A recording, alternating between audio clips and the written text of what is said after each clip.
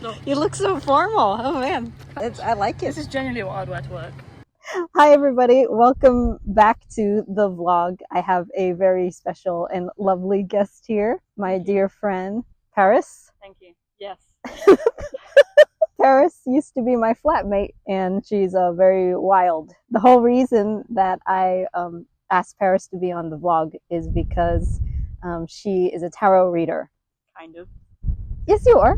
There's not a qualification you can achieve, so I suppose, yeah, sure. Paris would always read us tarot in the kitchen. Since this is a PhD related vlog, I was like, oh, what if we kind of talk about PhD career stuff? I am a teacher, but I guess I kind of do tarot readings in my spare time. Don't tell the kids. It's been a while since we've seen each other, so when I first saw her, I was very taken aback by her American accent. I had completely forgotten that she was American. As soon as she spoke, I was like, oh yeah, she's American. I think you're my only American friend. I think you're the only American I even know. If you were like, oh, I'm going to go shopping, I'd assume that you were going to Walmart. Okay. Even though not Trader Joe's. I go to Trader Joe's. Yeah, or Costco, or yeah, I don't have a membership to Costco. Foods. Yeah, Whole Foods, a little pricey, but Walgreens. Yeah, Walgreens. You know a lot. Where do you find? Educated. Can you give us your best American accent? Oh, hey, Xanthe. I'm American and I'm from California and I study at California University. Okay, well done, well done. Paris and I both love rats. Yeah, we're both rat people. Yeah. So this is why I wore my rat shirt today. Oh. It's No Offense, though. Do you know No Offense? No. He's a musician. So that was the story. I thought you were going to say you got a rat. Oh no, I wish. You were dating the musician who loves rats. Oh no. I've got these rings, and obviously different crystals are supposed to have different kind of properties spiritually. I'm not sure how much I believe that, but I like to do it just in case. It's like insurance. So one of them I think is supposed to be for intuition, and the other one, I think the yellow one, is supposed to be for helping you see things and communicate with the spirits. I feel like those who aren't familiar with tarot might be a little skeptical. Well, I think it means different things to different people. Some people kind of use it as more of a psychological tool to kind of figure out how they feel about certain situations. And other people use it as more of a spiritual guidance, and they believe that kind of universe or God or guardian angels. Guardian angels, yeah. They decide the cards, or, maybe your ancestors. It's often eerily accurate. It kind of humanizes people as well. It helps you see things from a different perspective, I found. Or just even life advice. You need to hear that you're kind of not hearing. So it's kind of not so much like a crystal ball prediction, and more so oh, I need some guidance on this area that I'm thinking about. I have kind of crystal balled it before, haven't I? What would be the best question to ask if someone's having anxiety about their academic career? I think it depends on the specific fear. You could do a kind of in general reading about your academic journey so far, or maybe I'm trying to think, because normally, say if you have a relationship with someone, say if I wanted to do a reading on us, not that we're in a romantic relationship, but if I wanted to do just in general reading about our friendship, I would do the current energy between us. And it's harder because you can't exactly do that for the current energy of you and the university, because that's not quite the same. Unless it's sentient, Yeah, exactly. Would it be what do I need to know now? Yeah, maybe, what do you need to know now, academically, maybe. Oh, okay. I guess we can officially dig into it then. What should I know now as far as academically in my PhD? Oh, that came out straight to it. I don't know if I'd take that as reverse. It came out like this. We'll take that as reverse then. Oh, it's two. Shit. But some people do things like the Celtic cross, and I don't do any of that. I just see what comes out. Okay. I kind of wing it. My intuition is too good. So the only person figure we've got is the King of Swords. I feel like might be you. I feel like you might be in your King of Swords energy. You're in a bit more of your masculine energy at the minute. As far as academically. Okay. You're being disciplined. You're setting high standards for yourself. On about integrity. So I think it can also be about making sure you're not trying to avoid plagiarism as well. Obviously, that's a big thing in the academic world. You're not reaping the rewards that you've hoped to have. There are some things that you can delegate to other people that it's saying like you're taking on too much, probably because of this King of Swords energy, where like everything has to be this certain way, everything has to be perfect. So you don't want to delegate, and you don't want to lose any aspect of control in anything. But then because you're kind of juggling so many plates, one of them is bound to fall. It's like if you don't delegate, all of your plates will crash. Your whole life, you're kind of micromanaging. And so different areas of your life are suffering, because it's like trying to do the YouTube thing whilst also trying to do all the academic stuff, and then whilst also trying to make sure you eat right and exercise. And, you know, there are like certain things that you need to put on pause at times, right, in order to put all of your attention and focus into academic stuff. But it's also very important because I know for me, like, you can't delegate some things. Like, you can't delegate like washing to someone else. Like, you can't get someone else to wash you because it's still going to take up your time. But also, you work better when you are clean, when you're fed properly. Yeah, it's basically saying if you don't delegate soon, you also run the verge of burnout. There's something that you're not changing that you need to change. Maybe you're in such a habit of constantly being like, oh, I'll do it myself. So you get used to doing it yourself because you're used to people not helping you, or people, especially certain people that do, what's it called? Something incompetence. Oh, people incompetent. are incompetent on purpose. So they don't have to do the work. So they don't have to help.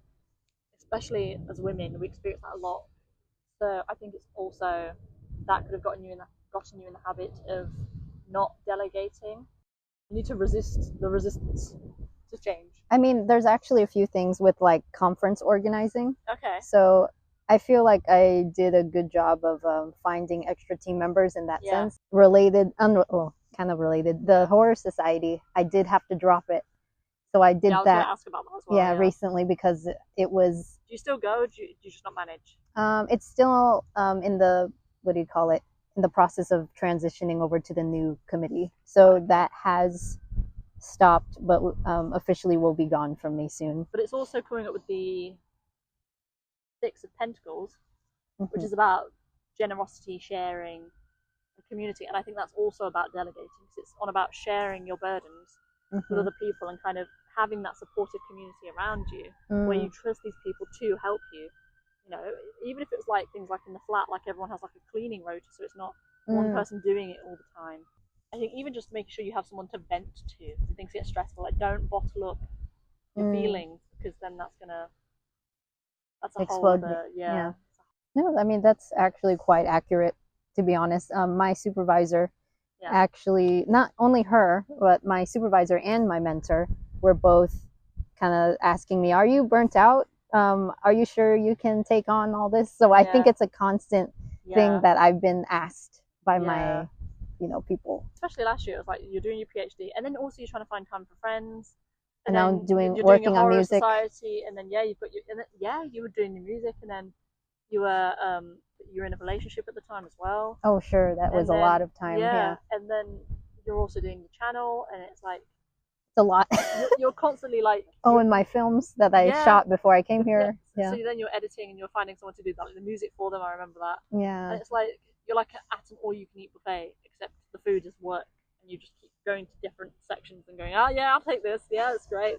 It's so real. And then you sit down, you're like, shit, I've got to eat all this food. The PhD is already its own buffet. Yeah. And then I'm like, but I also have all these other... whole 3-course meal, and then you're like, let's go to the buffet as well. Academically, musically, filmmaking, personally. Yeah.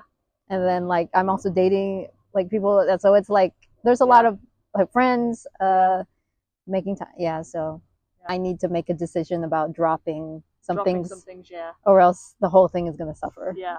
So of course, it's like you've got a million children. You're not going to be able to give all of them enough love and affection, and then they're going to start fighting.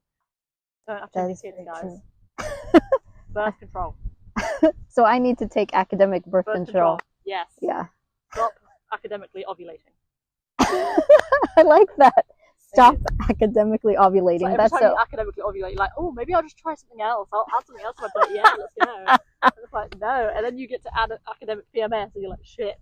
Yeah. What have I done? Okay. That's how I was with the rabbit. I was like, yeah, I'll take on a rabbit. And then I got the rabbit, and I was like, shit, I have to feed this thing.